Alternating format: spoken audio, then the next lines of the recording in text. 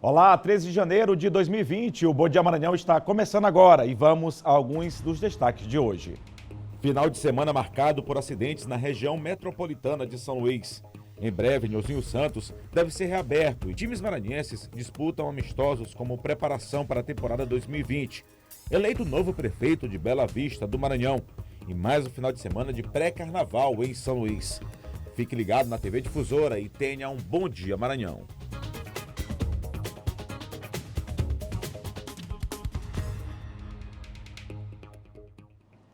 Olá, um ótimo dia para vocês, mais uma semana começando, você muito bem informado aqui na TV Difusora. Agora 7 horas e 1 minuto, a gente segue até quase às 8 horas da manhã, levando muita informação a você. Muito obrigado aí pelo carinho da audiência.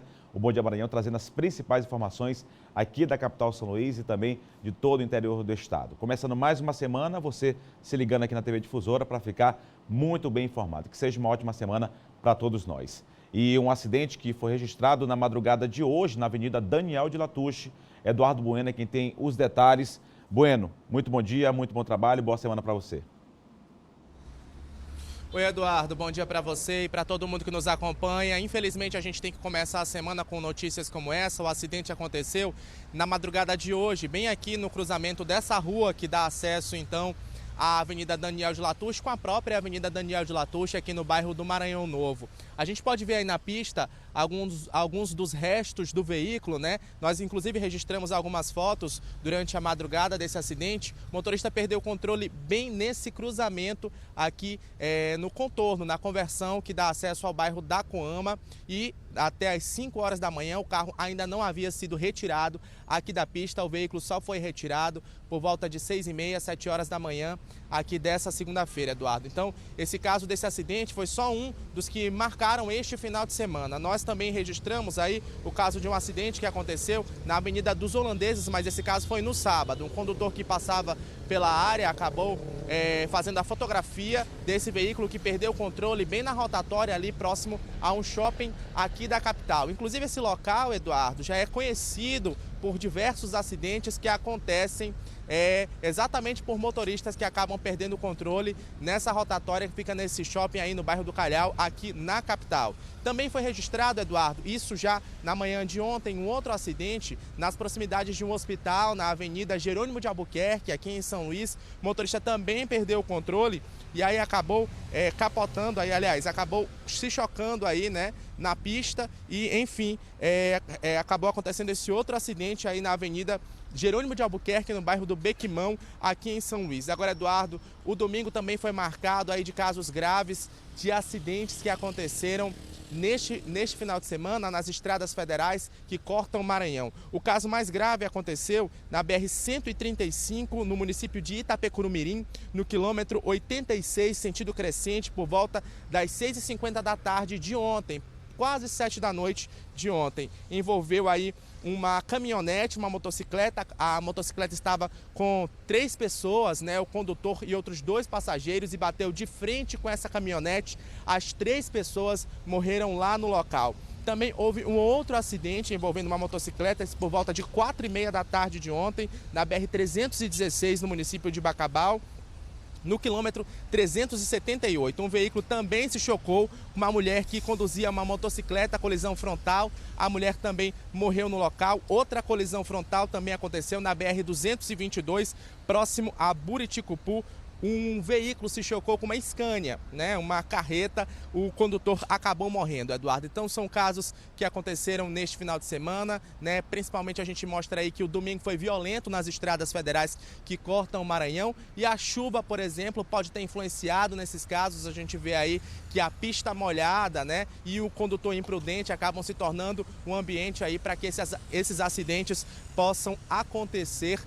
Principalmente aí nas estradas federais, como a gente viu, a imprudência do motociclista levando outras 2 pessoas, o que é proibido pelo Código de Trânsito Brasileiro, né? Então, a gente tem mostrado reiteradas vezes aqui no Bom Dia Maranhão casos de acidentes que são influenciados diretamente pela imprudência de motoristas, como foram nesses casos que aconteceram aí no final de semana, como foi nesses casos que aconteceram no final de semana, tanto aqui na capital quanto nas estradas federais que cortam o Maranhão.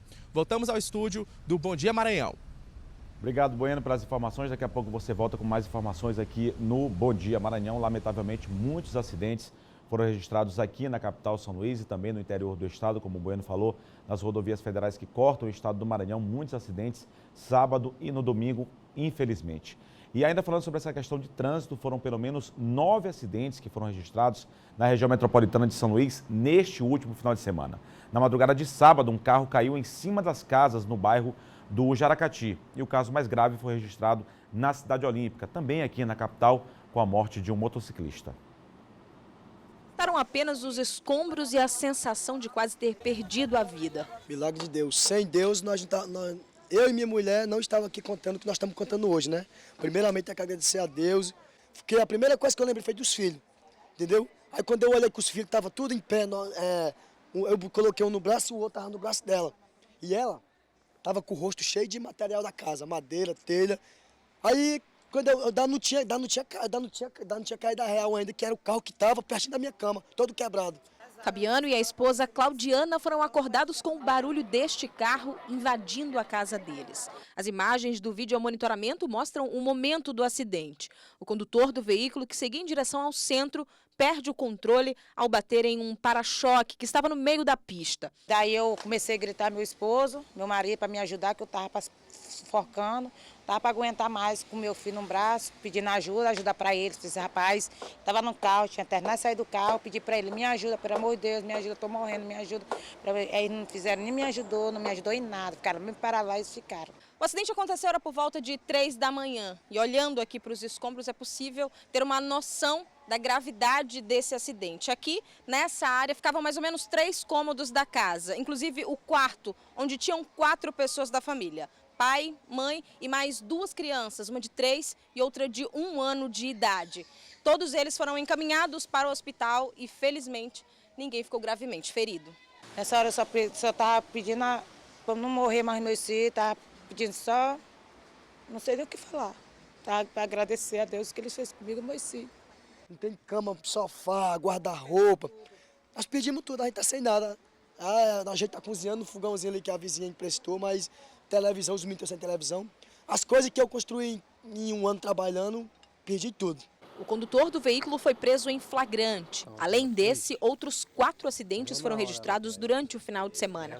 No bairro do Araçagi, um carro colidiu em um poste. 5 pessoas estavam no veículo e ficaram feridas. Na Cidade Olímpica, um acidente causou a morte de um vigilante. Segundo informações de populares, a vítima estaria conduzindo uma motocicleta quando tentou desviar de um animal que estava atravessado na via. O homem perdeu o controle da direção, bateu na coluna de uma estrutura e provocou a queda do telhado. Na madrugada de sábado, um motorista que passava pelo viaduto do Trabalhador perdeu também o controle, despencou e caiu na Avenida Jerônimo de Albuquerque. Na mala do carro foi encontrada uma grade de cerveja. O condutor fugiu. Na Avenida dos Holandeses, um carro colidiu com um poste na madrugada de sábado. Pois é, lamentável muitos acidentes e a gente reforça aqui, período de pré-carnaval, que as pessoas tenham consciência. Acima de tudo, a questão de trânsito, dirigir com cuidado, respeitando as leis, sem imprudência. Infelizmente, foi um final de semana muito violento no trânsito aqui da capital e também do interior do estado. Agora, 7h09, familiares e amigos da jovem Camila Cardoso, morta em um assalto no ano passado em uma agência bancária aqui na capital São Luís, participaram neste final de semana de uma missa em homenagem à jovem. Parentes e amigos de Camila Ribeiro participaram primeiro de uma missa em homenagem a ela. Bastante abalada, a mãe da vítima não conseguiu conter o choro em vários momentos. Nas camisas, a foto da jovem morta aos 23 anos, durante uma tentativa de assalto. O crime aconteceu em junho do ano passado, nesta agência bancária que fica no bairro do Jaracati. Um homem foi preso e um menor de idade apreendido por suspeita de participação. Após a missa, o grupo se reuniu para protestar. Nos cartazes, relatos dos momentos difíceis vividos por todos. A família espera a justiça, né? Até mesmo porque foi um ato assim, né? Todo mundo deu para ver nas redes sociais, na televisão, o sofrimento da mãe, filha única. Camila, ao longo da sua juventude, com 23 anos, tinha toda uma vida bastante promissora, agregava em torno dela os amigos, era uma pessoa muito alegre, muito querida e que teve a sua vida interrompida. A gente perdeu uma pedra preciosa, entendeu? A Camila era uma menina muito amada por toda a família, por todos os amigos. Então hoje a gente sente muita falta, principalmente da forma que ela foi tirada.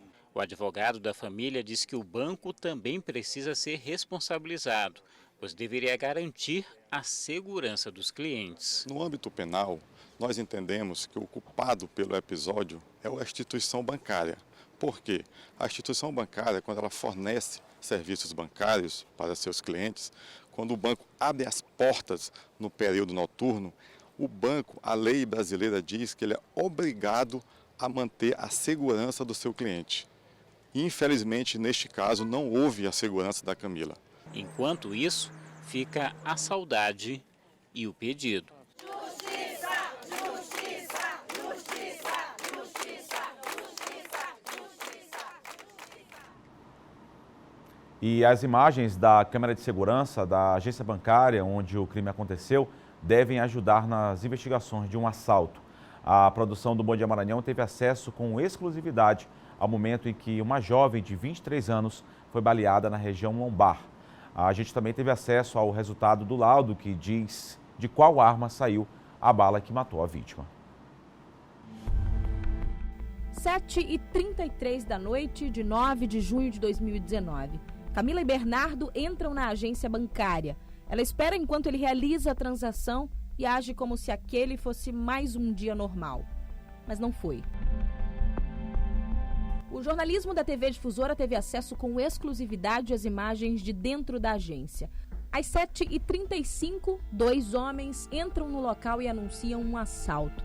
Um deles segue em direção ao caixa eletrônico e o outro bloqueia a saída. É quando começa o que parece uma discussão entre Bernardo, que é policial militar, e Rafael Yuri, um dos assaltantes. Nesse momento, Camila é feita refém, mas o PM já havia sacado a arma. Ele tenta enganar os suspeitos, faz menção de que vai largar o revólver e começa a troca de tiros.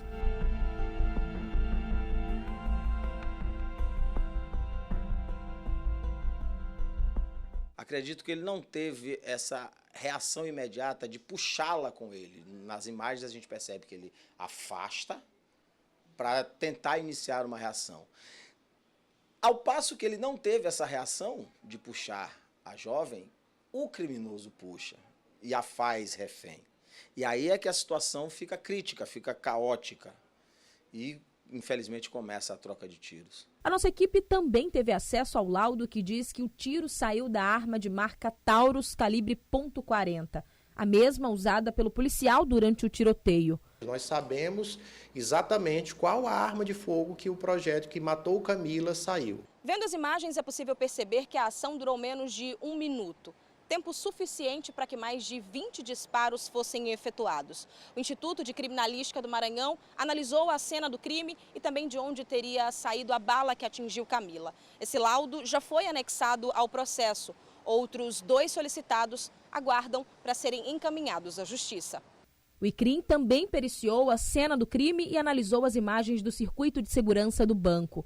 O processo já está nas alegações finais. Para este pesquisador em segurança pública que acompanhou as imagens, a reação do policial foi por instinto da profissão. Eu tenho plena convicção que ele agiu ou que reagiu por instinto da profissão. E ele com certeza temeu pela própria vida, acreditando que a arma dele seria roubada e ele provavelmente seria morto. E eu acredito piamente que ele seria alvejado de uma maneira ou de outra, mesmo que ele abaixasse a arma, mesmo que ele não reagisse.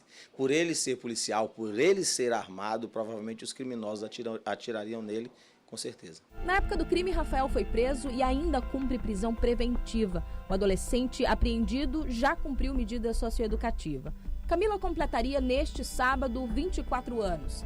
Ela era esteticista e 7 meses antes de morrer, havia montado a própria clínica.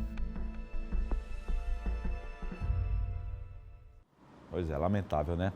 E a gente segue com o Bom Dia Maranhão, levando informação para você agora às 7h14 e a Comissão de Direitos Humanos do Congresso Nacional visitou na semana passada a aldeia indígena Juraçal, na reserva Araribóia, em Amarante do Maranhão.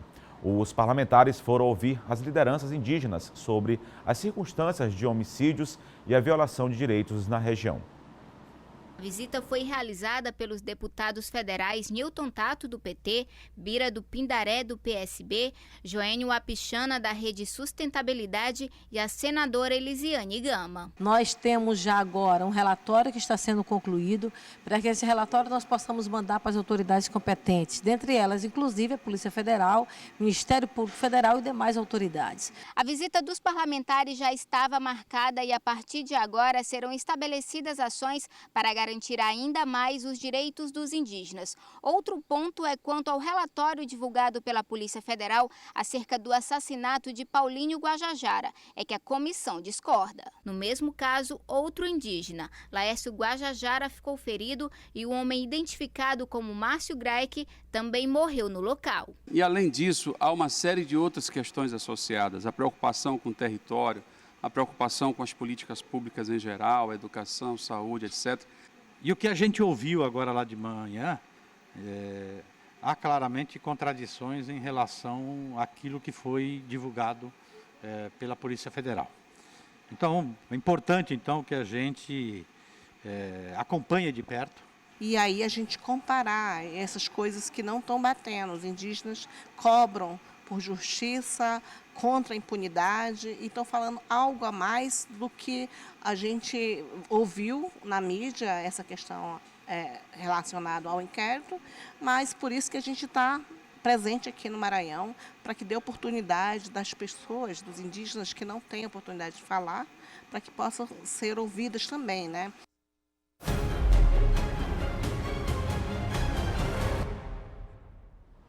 A gente segue falando de segurança aqui no Bom Dia Maranhão, já aqui comigo Silvan Alves. Muito bom dia, Silvan. Bom dia, Eduardo. Bom dia a todos. Silvan, a gente começa falando sobre essa questão dos acidentes, né, Silvan? Muitos acidentes nesse final de semana. E a gente chama a atenção, reforça aqui. A chuva é um dos fatores, chuva né? também, claro, imprudência, infelizmente, isso, né, sim, Silvan? sim, há uma série de fatores, excesso de bebida, não é? Nesse caso aqui do Jaracati, onde felizmente não ocorreu uma tragédia, não é? De acordo com a Polícia Militar que atendeu a ocorrência no local, o condutor ele apresentava sinais de embriaguez, né? Além, não é, da embriaguez, chovia na madrugada de sábado, né? Choveu bastante, e aí isso também acaba servindo como um aliado.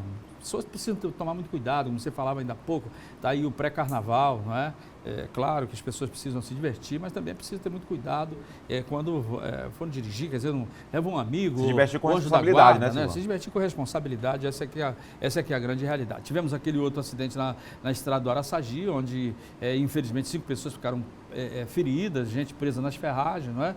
Por pouco não tínhamos uma tragédia também, acidente com morte na Avenida dos Africanos, e foi um final de semana realmente marcado por muita violência no trânsito. Muitos acidentes, infelizmente, também nas rodovias federais que cortam o Maranhão, a gente já falou aqui no Bom Dia Maranhão de hoje. Silvan, teve uma apreensão importante, um trabalho importante da Polícia Militar, apreensão aí de várias armas na Vila Magril, né? Foram 4 pessoas que foram presas.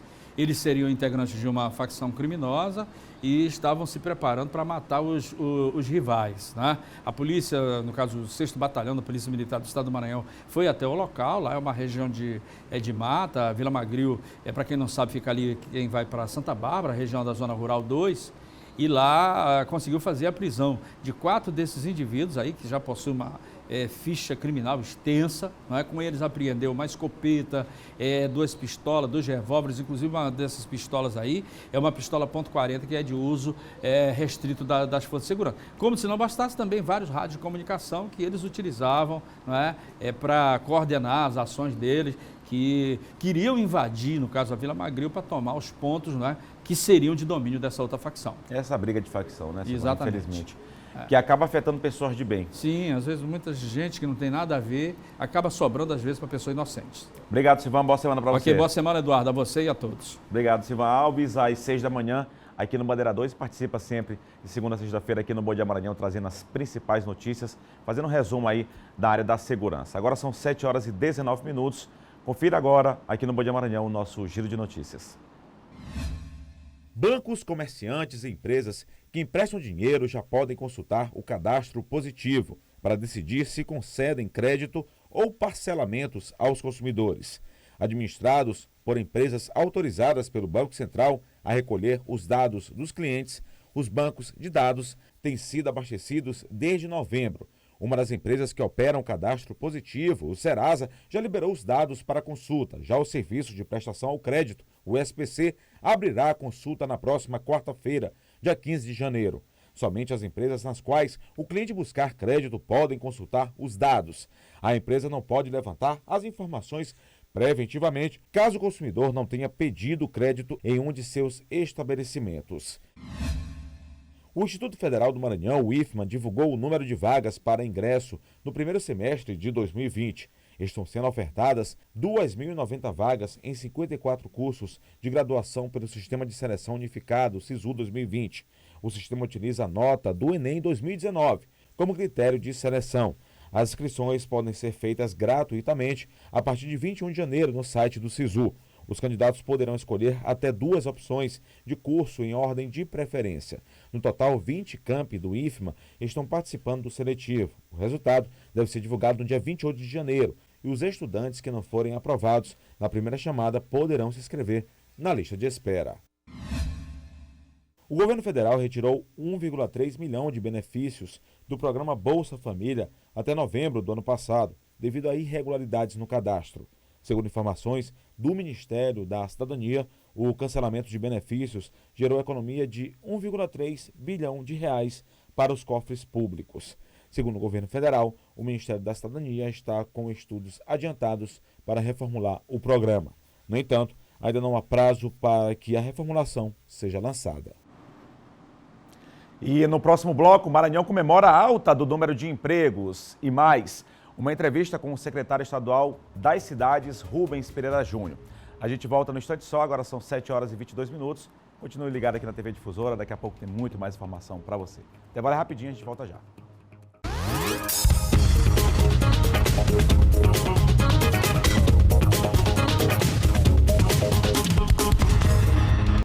Estamos de volta com o Bom Dia Maranhão, agora 7 horas e 25 minutos e a prestação de serviço de todos os dias. A gente vai mostrar o trânsito para você em 4 importantes pontos aqui da capital São Luís, essa parceria que a gente tem com a Prefeitura de São Luís por meio aí da Secretaria Municipal de Trânsito e Transportes.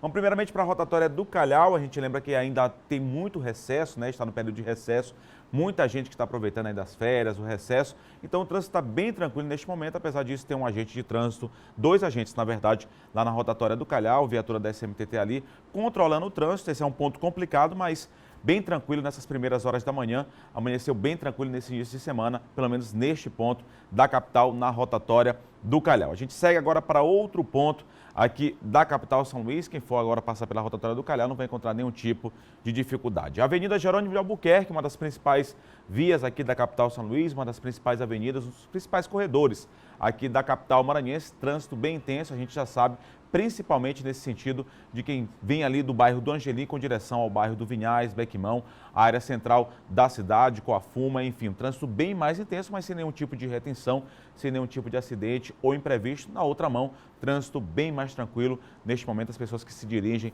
aos bairros da Coab, Coatrac, trânsito bem mais tranquilo. Agora, a ponte do São Francisco, também uma das pontes, né, uma das ligações que existem aqui na capital São Luís, trânsito também tranquilo, movimentação já um pouco mais intensa, claro, agora passando, quase chegando aí às 7h30 da manhã, a gente percebe que o trânsito fica um pouco mais intenso aqui na capital São Luís, mesmo com recesso, já se aproximando das 8 horas da manhã, mas sem nenhum tipo de retenção nessa que é uma das principais ligações da capital maranhense, que é justamente a ponte do São Francisco, trânsito bem mais intenso em direção à Avenida Beira-Mar. Agora, a câmera localizada na Avenida Carlos Cunha, a gente percebe já um trânsito bem mais, o fluxo de veículos bem mais intenso neste ponto da cidade, justamente a outra ligação de São Luís, a gente saiu da ponte do São Francisco, agora indo para a ponte Bandeira Tribuse, trânsito bem mais intenso em comparação à outra ponte aqui da cidade, principalmente as pessoas que saem do bairro do Jaracati, Calhau, com destino à área central da cidade, ao bairro da Cambô, mas a gente percebe também que no outro sentido, as pessoas que saem, deixam a área central de São Luís, também o trânsito bem mais intenso, mas felizmente aí, sem nenhum tipo de dificuldade, sem nenhum tipo de retenção imprevisto, só o trânsito normal. A gente lembra que está em recesso, tem muita gente ainda de férias, trânsito tranquilo, mas agora na Avenida Jerônimo de Albuquerque, também na Ponte Bandeira Tribuzzi, a gente orientando vocês que é um pouco mais carregado nesta hora do dia. Essa prestação de serviço que a gente faz todos os dias aqui no Bom Dia Maranhão. E saiba agora como vai ficar o tempo nesta segunda-feira em algumas cidades aqui do estado do Maranhão. Já está aqui na tela, a gente começa pela nossa capital maranhense, capital São Luís, tem chovido bastante, né? Previsão para esta segunda-feira, começando a semana, sol com muitas nuvens, pancadas de chuva à tarde e à noite. Pelo menos essa é a previsão aqui para a capital maranhense, mínima de 24, máxima de 32 graus. Agora vamos para a segunda maior cidade do estado, Imperatriz. Previsão para esta segunda-feira de sol com algumas nuvens, também chove rápido durante o dia e a noite, pelo menos essa é a previsão. Termômetros oscilando na cidade de Imperatriz entre 22 e 32 graus. Caxias, cidade também importante aqui do estado do Maranhão, previsão para esta segunda-feira de sol e aumento de nuvens pela manhã. Também pode chover, pancadas de chuva à tarde e à noite, tem chovido muito em todo o estado do Maranhão, mínima de 23, máxima de 33 graus para a cidade de Caxias. A gente segue acompanhando outras 3 cidades aqui do interior do estado, começando por Santa Rita, previsão para esta segunda-feira de sol com muitas nuvens, também pancadas de chuva à tarde e à noite, chove em todo o estado do Maranhão, né? Mínima de 25, máxima de 33 graus. Chapadinha, previsão para esse início de semana de sol com muitas nuvens, pancadas de chuva à tarde e à noite, previsão para o município de Chapadinha, termômetros oscilando entre 23 e 34 graus, mesmo com essa chuva, muito abafado, muito calor na cidade de Chapadinha. Para finalizar, a região dos Lençóis Maranhenses, previsão para esta segunda-feira de tempo quente e seco, mas há possibilidade de pancadas de chuva, tempo seco mesmo com essa chuva, né? Previsão para Barreirinhas, termômetros oscilando entre 23 e 33 graus, você acompanhando também previsão do tempo. Tem muita gente que está em casa e quer saber como é que fica o tempo neste início de semana, com muita chuva aqui no estado do Maranhão. Agora 7 horas e 30 minutos e agora uma boa notícia aqui no Bom Dia Maranhão. Em Imperatriz, houve um aumento no número de contratações em 2009. O balanço foi divulgado pelo Cínio, Sistema Nacional de Emprego. A contratação temporária de Alessandra foi no final do ano passado. Eu entrei aqui em novembro, foi um dos melhores meses de fluxo de venda, tendo em vista sempre entrar para bater meta, que para mim se tornar esse emprego temporário e um permanente, que foi, sendo que é o primeiro trabalho de carteira assinada. Eles me deram essa oportunidade e agora é só me destacar para transformar esse temporário em um permanente. Vendedora do setor de calçados, a expectativa de Alessandra é a de muitos imperatrizenses. Começar o ano bem com um emprego que dê garantias. O final de ano foi o esperado, né? Um resultado aí positivo, com muita busca do cliente pelo produto e, claro, o comércio aquece e a mão de obra contratante, né, nesse período temporário aumenta e a gente contrata e espera que essa mão de obra se torne permanente. O saldo positivo foi constatado pelo Cine, Sistema Nacional de Emprego, Gerência Estadual, Agência de Imperatriz. Especialistas indicam que os 3 primeiros meses do ano são os que têm as maiores chances de contratação.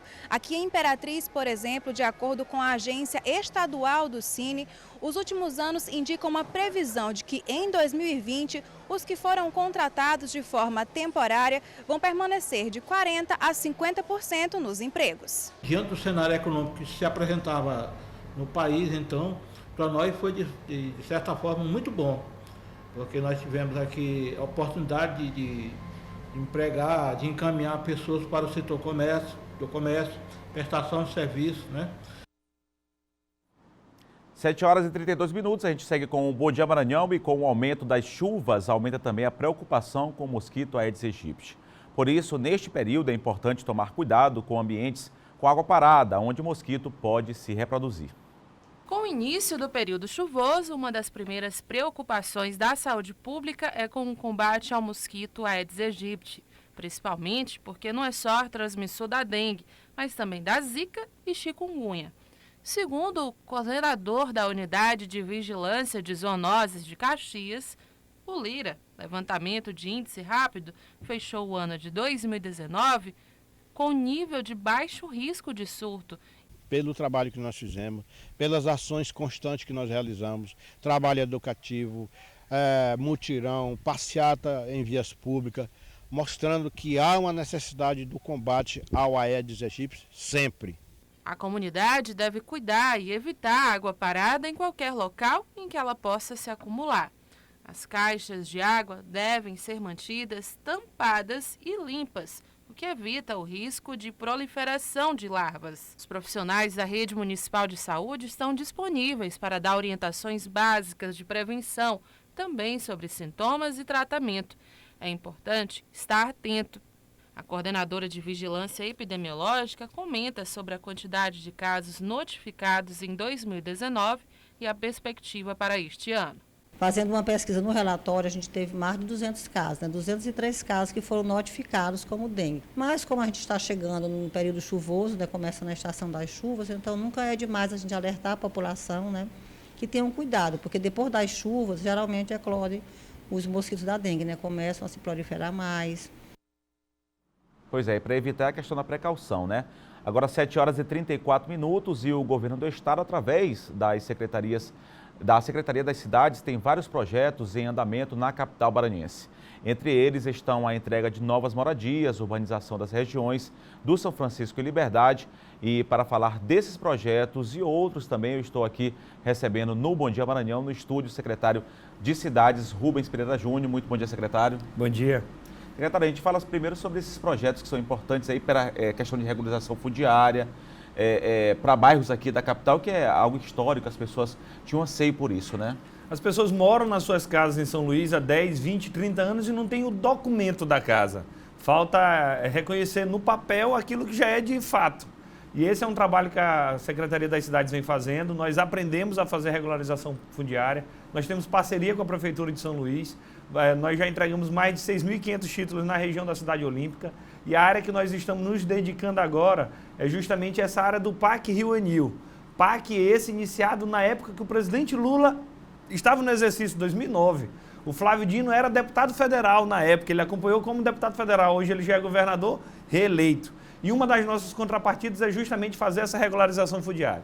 Então a gente está vindo ali, nós começamos em Santa Cruz, Vila Palmeira, estamos vindo da Alemanha, Fé em Deus, Camboa, Liberdade, com esse objetivo de fazer essa regularização e dialogando com toda a cidade para poder avançar, dando direito para quem tem direito. E um dos carros-chefes aí também, secretário, dentro do governo do estado, um dos programas principais é a questão do nosso centro. Como é que anda o programa, secretário? Avançando bem. O governador Flávio Dino sabe que investir no centro histórico de São Luís não é investir apenas num bairro de São Luís. É investir para toda a cidade, para todo o estado. Esse período do Natal agora foi impressionante o quanto a Praça Pedro II estava lotada de gente. Tem a questão turística, Tem tudo. Tem a questão do carnaval agora, cultura muito forte. Nós iremos entregar o edifício João Goulart, onde vários órgãos públicos que hoje estão pagando aluguel em área nobre da cidade vão voltar para o centro para poder movimentar mais o centro. Nós tivemos o programa Cheque Minha Casa para o centro, porque o centro tem que ser bom para o turista? Tem que ser bom para quem visita? Tem, mas tem que ser bom também para o morador do centro. E 300 famílias tiveram a ajuda do cheque, que é R$5.000 em material de construção, para reformarem suas casas, para dessa forma ficarem morando no centro. Nós queremos novos moradores, mas nós queremos que continue quem já está. Além disso, tem o programa Dote Casarão, que nós devemos divulgar o resultado dessa semana. 11 prédios que estão fechados, que agora serão feitos parcerias com a iniciativa privada. Então, eu vou dar aqui um spoilerzinho. Vai ter restaurante, vai ter empresa de tecnologia, vai ter ONG que trabalha com atividades culturais. Então, vai ser bem bacana o resultado agora no decorrer dessa semana. E o Centro Histórico de São Luís, que é uma área importante da cidade, secretário? Tem que ser valorizado, Tem que ser valorizado, aumenta a sensação de pertencimento e o mais importante, gera novos negócios. Então, quando tu faz uma apresentação lá na Praça Pedro II, tem uma pessoa vendendo pipoca, tem um ambulante vendendo água, tem alguém que abre a sua casa. Movimenta a economia, Movimenta a economia, novos empregos. Então, só serve quando se casa uma política com a outra. Essa é a determinação do governador Flávio Dino. Secretário, a gente está num ano eleitoral, o senhor é pré-candidato pelo PCdoB à Prefeitura de São Luís. Recentemente o senhor deu uma entrevista, um depoimento falando que sobre esse debate, essa discussão envolvendo a cidade. E o senhor sugeriu que fosse um debate mais qualificado, que se tratasse mais a cidade, que fosse um debate propositivo, que as pessoas querem saber como é que vai se trabalhar a cidade, e o senhor tem acompanhado essa situação junto à Prefeitura de São Luís, também até com o prefeito Edivaldo Holanda Júnior. O senhor acha que é por aí? Eu acho que tem que ter um debate mais propositivo, que as pessoas querem saber mais o debate da cidade, como melhorar a cidade, como melhorar a vida da população? A impressão que eu tenho é que alguns pré-candidatos estão procurando fazer aquilo que na internet a gente chama de lacração. Estão mais preocupados em likes e curtidas do que necessariamente de debater a cidade. Eu não vou por esse caminho. O caminho correto é o de discutir políticas públicas. Pré-campanha não é fase de se discutir pessoas, mas se discutir ideias. Por isso que eu anunciei, junto à minha pré-candidatura, junto ao meu partido, PCdoB, partido do governador Flávio Dino, partido que tem um grande grupo político por trás, um grande exército, para quando chegar o momento todos estarem marchando juntos, eu divulguei a criação do movimento Diálogos por São Luís. Qual é o objetivo? É debater vários temas na cidade, debater vários bairros da cidade para apresentar um plano de governo a ser debatido na campanha. Esse deve ser o foco da eleição. E esse plano de governo tem 4 grandes eixos, além de saúde e educação, que chegou a hora de nós debatermos esses eixos na cidade de São Luís. 1.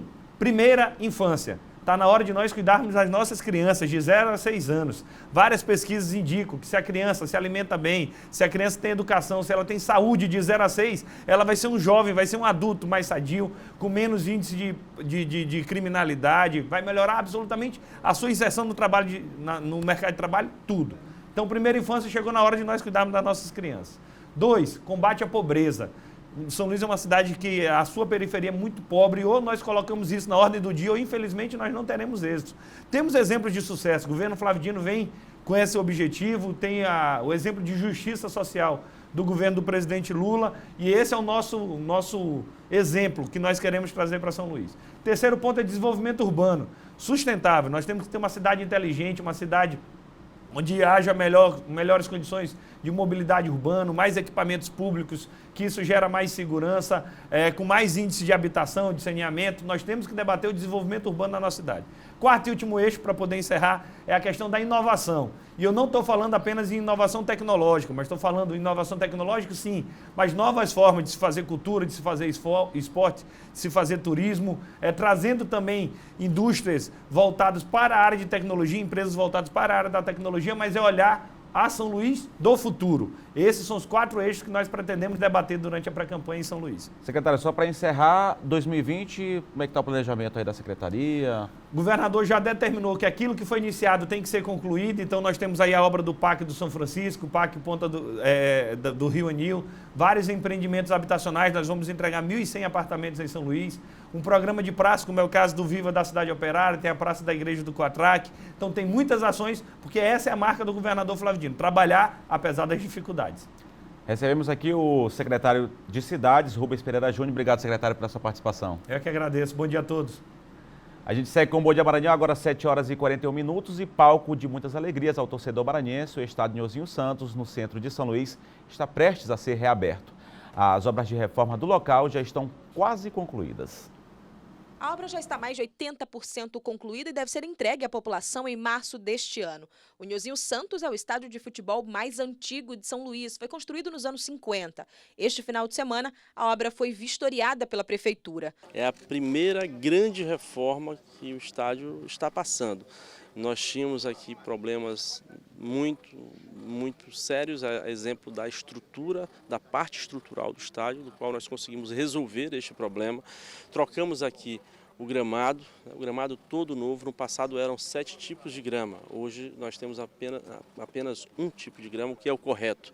Trocamos também os alambrados, substituímos aí por vidros temperados, a exemplo de outros estádios modernos, país afora. Mexemos na parte hidráulica, na parte da iluminação, enfim, nós iremos entregar um estádio novinho em folha para a população, previsão do mês de março. Em 2015, o estádio foi vistoriado pelo Corpo de Bombeiros e PROCON e chegou a ser praticamente todo interditado. Na ocasião, a obra anterior, realizada em 2013, não atendeu às exigências necessárias. Aqui falta pouca coisa, aqui falta só a parte de combate a incêndio, falta finalizar a pintura e alguns detalhes, como a parte de cimentado ao redor do Nhozinho Santos. A obra está sendo realizada seguindo o cronograma e deve terminar dentro do prazo. De acordo com a Prefeitura, após a reforma, o Nilzinho Santos vai receber competições a nível municipal, estadual e também as nacionais. É um estádio que é mais acolhedor, até por ser muito perto dos pontos de ônibus aqui da capital. Então, quer dizer, que traz o torcedor ficar bem próximo do campo. Então, o Nilzinho Santos, o torcedor tem um carinho enorme pelo fato de ser mais próximo de todos, acessibilidade, é muita história, são 70 anos de estádio, então o torcedor tem um carinho diferenciado de assistir os jogos aqui também. Pois é, todo mundo tem muito carinho, né, pelo Nilzinho Santos, espero que em breve seja entregue, com certeza. E ainda falando de esporte, o Cavalo de Aço enfrentou neste final de semana o Águia de Marabá. Mesmo sendo apenas um amistoso, a torcida de Imperatriz compareceu ao estádio Frei Epifânio para empurrar o time para mais uma vitória. O amistoso serviu, claro, como preparação para o campeonato estadual e também a Copa do Nordeste. Nesta cobrança de falta, a bola cruzada fez um passeio na frente do gol do time paraense, mas não foi aproveitada. E mais uma cobrança de falta, agora pela direita, mas a defesa do Águia afastou o perigo.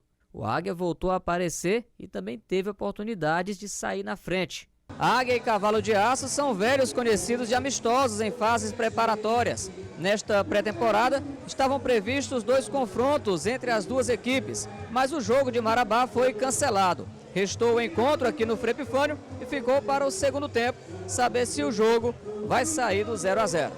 O Águia quase deu a resposta nesta arrancada pela direita. O chute cruzado saiu pela linha de fundo e foi o Cavalo de Aço quem abriu o placar. Afonso aproveitou o cruzamento de Hudson e fez 1-0. O Imperatriz botou mais pressão e o Águia ainda assustou nos segundos finais. Fim de jogo, Cavalo de Aço fecha a série de 3 amistosos com 3 vitórias. São situações de jogo que nós temos falado para os atletas e tenho percebido que eles têm buscado fazer aquilo que nós pedimos. Espero que na estreia saia toda a ansiedade de estreia de competição e que nossa equipe consiga jogar um bom futebol e conseguir um resultado positivo dentro de casa, diante do CRB.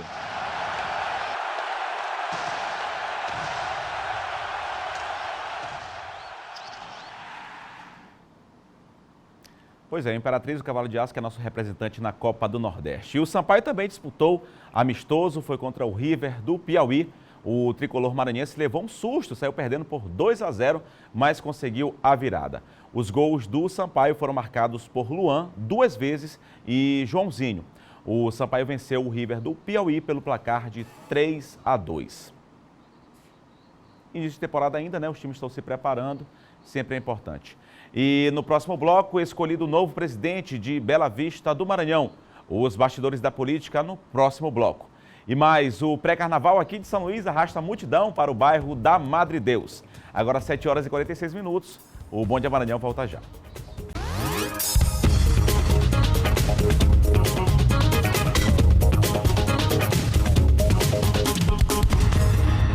Bom dia, Maranhão de volta, 7h49 e com o período chuvoso mais intenso aumenta o preço de frutas e verduras na capital. O aumento pode chegar a 150%. A reportagem de Hugo Viegas vai mostrar o porquê.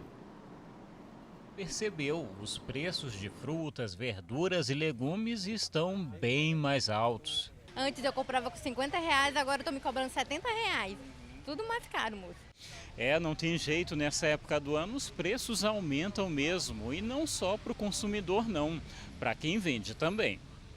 João é feirante há 12 anos, diz que também está comprando mais caro e acaba não tendo como não repassar aos clientes. Nesse período agora aumenta, né, por causa da chuva, aí a gente tem que comprar, né, para vender, né, o jeito. Este engenheiro agrônomo explica que o motivo está no tempo. O período de chuvas em várias regiões do país acaba tendo impacto direto nos valores. Infelizmente, o nosso estado importa quase tudo que consome em relação a frutas e hortaliças. E a região mais produtora é a região do Sudeste. São Paulo, que a gente vê na televisão aí todo dia, São Paulo, Minas, Rio de Janeiro, tudo alagado. Hoje existe um que a gente chama de cultivo protegido, é quando você faz uns telados para proteger, para diminuir a força dos ventos e da chuva. Mas Quando a chuva demais que provoca alagamento, né, aí não tem jeito. E enquanto a chuva não diminui, Paula segue tentando economizar, até porque... Tem que levar. Pois é, a gente segue ainda nessa linha, então vamos direto para a Ceasa aqui em São Luís, saber se a expectativa é mesmo de aumento nos preços. Quem traz as informações está ao vivo neste momento lá na Ceasa, é Eduardo Bueno. Bueno. Oi, Eduardo, a gente está aqui na Ceasa e aqui, olha só, os preços são bastante variados. A gente tem o tomate R$ 3,00 o quilo, a gente tem também a batata R$ 4,00 o quilo, cebola R$ 3,00 o quilo, pimentão chegando a R$ 6,00.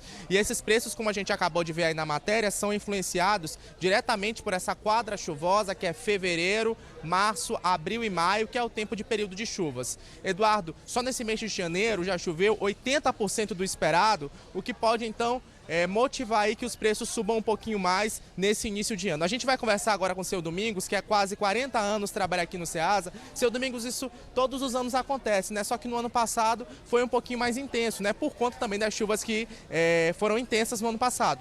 Isso, verdade. Esse ano nós estamos com maior quantidade de produto, com uma qualidade melhor e com preços bem menores do que foram aplicados ano passado.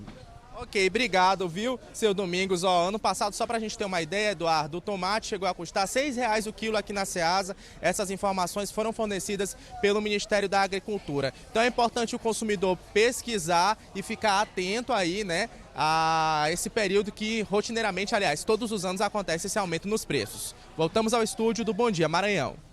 Obrigado, Bueno. Boa semana para você, bom trabalho também. A gente segue com o Bom Dia Maranhão, agora 7 horas e 53 minutos. Aqui no Bom Dia Maranhão, agora a gente fala de política.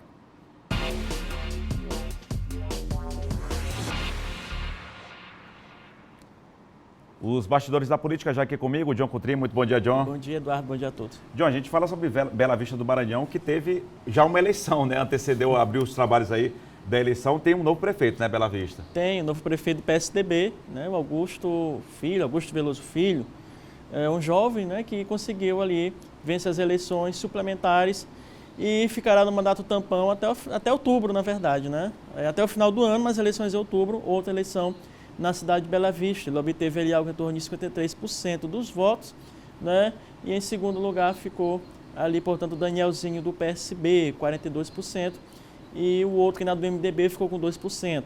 Então, ali foi uma eleição tranquila, sem nenhum tipo de problema, e o resultado saiu logo, Eduardo, no final da tarde, e portanto, Augusto Veloso Filho, do PSDB, é o novo prefeito da cidade de Bela Vista, tendo em vista a cassação, né, do prefeito,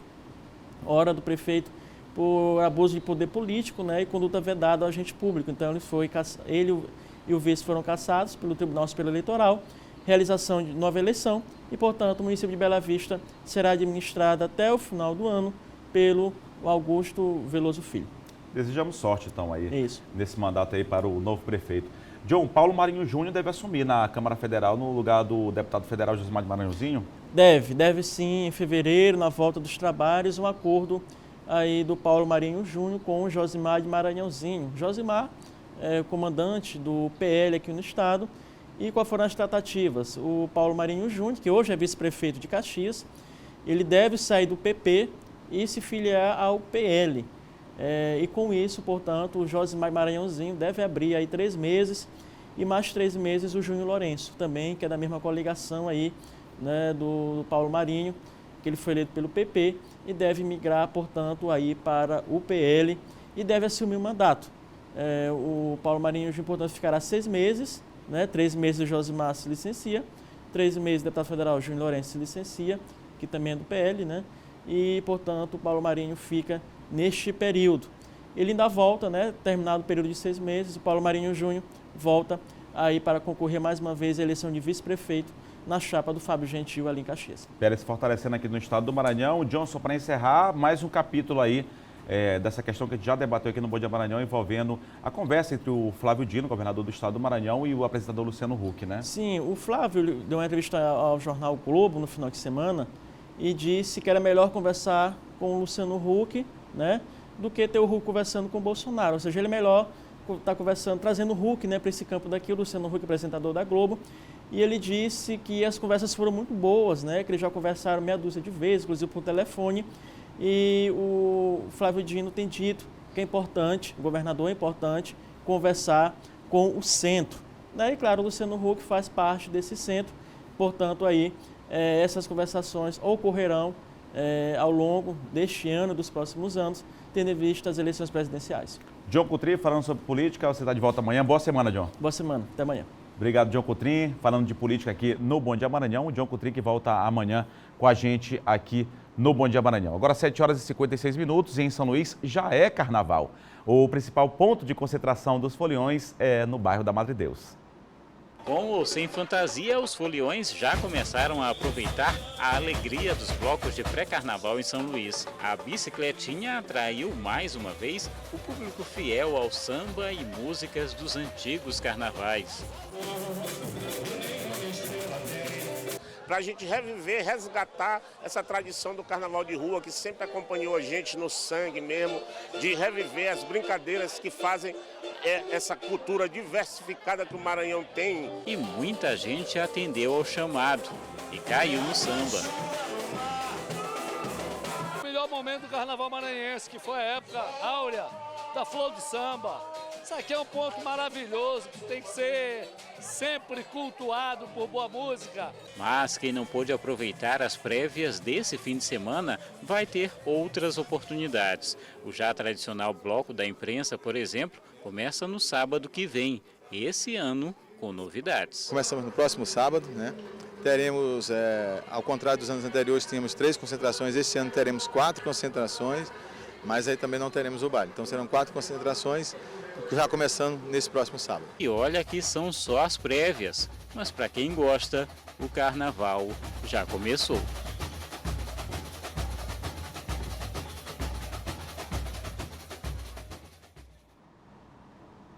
Samba no pé, né? Gingado, carnaval já aqui na capital maranhense, muito bom. Vamos curtir com responsabilidade e muita alegria no coração. A todos, uma ótima semana. O Bom Dia Maranhão fica por aqui. Daqui a pouco, 11 horas da manhã, tem um Tudo de Bom. Meio-dia tem a Kate Almeida e logo mais às 7h20 da noite tem Cristiane Moraes no Jornal da Difusora. Outras informações no ma10.com.br. A todos, uma ótima semana. A gente se encontra amanhã às 7 da manhã. Até lá, boa semana.